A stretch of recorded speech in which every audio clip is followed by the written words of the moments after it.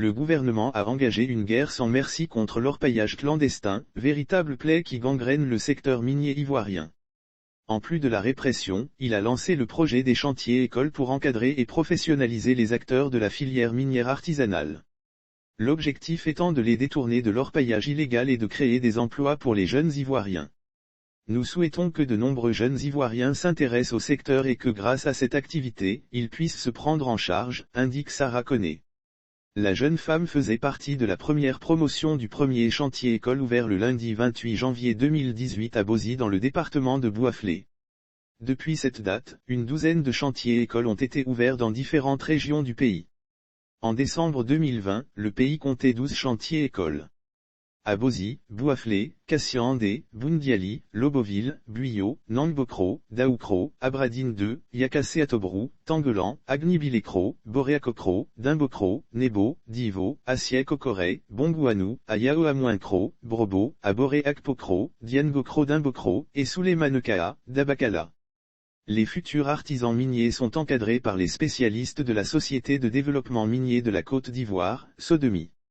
C'est une formation en alternance, comprenant une phase théorique en classe et une phase pratique sur le chantier. Ils apprennent la législation minière en matière d'exploitation minière artisanale et des petites mines. On leur enseigne l'organisation des chantiers miniers à petite échelle, les techniques de prospection, d'exploitation et de traitement. L'accent est mis sur l'hygiène, la sécurité et l'environnement, la gestion d'une exploitation minière à petite échelle.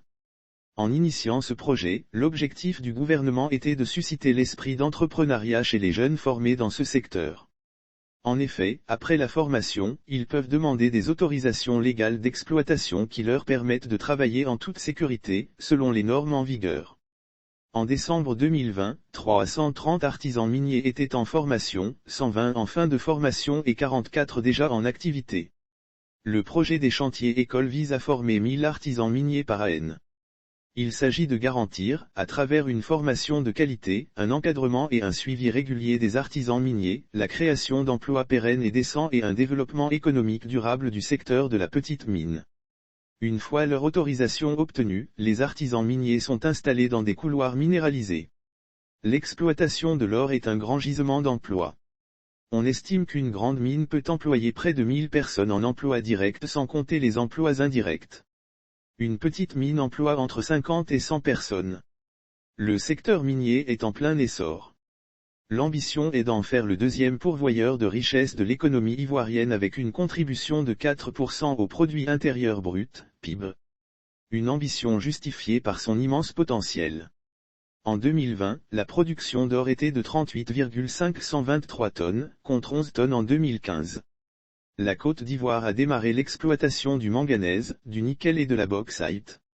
Les productions de manganèse et de nickel étaient respectivement de 1 181 803 et 828 752 tonnes en 2019.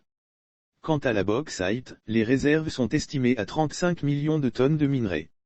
Le chiffre d'affaires déclaré par l'ensemble des sociétés d'exploitation du secteur en 2020 s'établit à 988,793 milliards de FCFA, contre 539,072 milliards de FCFA en 2017, soit une hausse de 83,42%.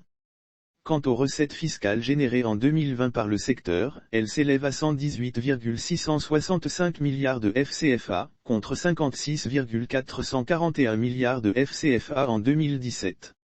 Afin que ce secteur en plein essor contribue pleinement au développement du pays, l'éradication de l'orpaillage illégal est devenue un impératif absolu. Une brigade de répression des infractions au code minier, BRICEM, a été créée pour mener des répressions dans toutes les régions. Après cette brigade, le Conseil national de sécurité, CNS, a décidé, le 1er juin 2021, de la création d'un groupement spécial de répression de l'orpaillage illégal. Avec 560 éléments, dont 460 gendarmes et 100 agents des eaux et forêts. Le CNS, au cours de ses différentes réunions, fait un point régulier des actions menées dans le cadre de la lutte contre l'orpaillage illégal.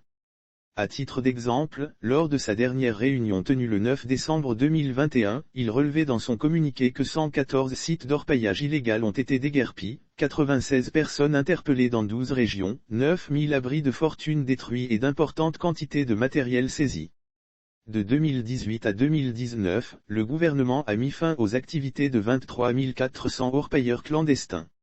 Avec les chantiers écoles, une véritable politique de la petite mine se met en place pour faciliter l'obtention des autorisations d'exploitation minière, afin de participer à l'autonomisation des jeunes.